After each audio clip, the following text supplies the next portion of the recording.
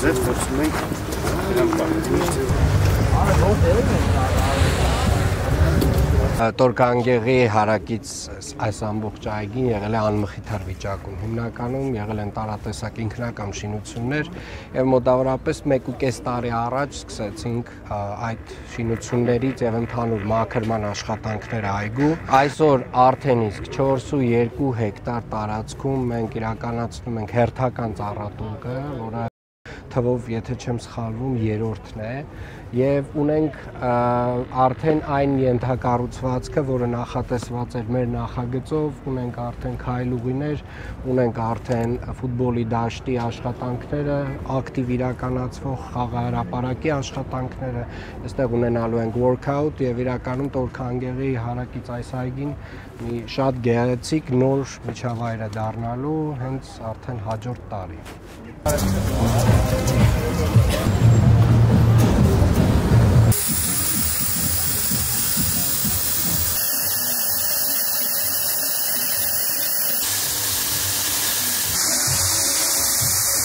Ամենակարևորը բոլոր այն տեղերում, որտեղ որ մենք իրականացնում ենք ծառատունք, միշտ կա ոռոգման համակարգ, ինչպես եւ այստեղ ունենք ոռոգման համակարգ։ Այսօր մենք տնկեցինք մոտ 650 ծառեր եւ թփեր։ Հիմնականում դրանք բավականին չորադիմացկուն ծառեր են, ունենք նաեւ եղևնիներ, որոնք նույնպես ոռոգման համակարգով համալրված են, այսինքն բոլոր այն ծառերը, որոնք որ տնկվել են այսօր, վստահաբար մեր կլիմայական պայմանների համար հարմարեցված են, եւ ամենակարևորը այս բոլոր ծառերը, գրեթե բոլոր այս որ տնկվածը մշտադալար են եւ մեզ օգնում են նաեւ ձմռան ամիսներին, երբ որ գիտենք, որ ունենք օդի որակի հետ կապված խնդիրներ։ Իսկ այս այգու կառուցումը ինչ-որ մի մեծ ծրագրի մի հատված է, թե ինքը հենց առանձին ծրագիր է։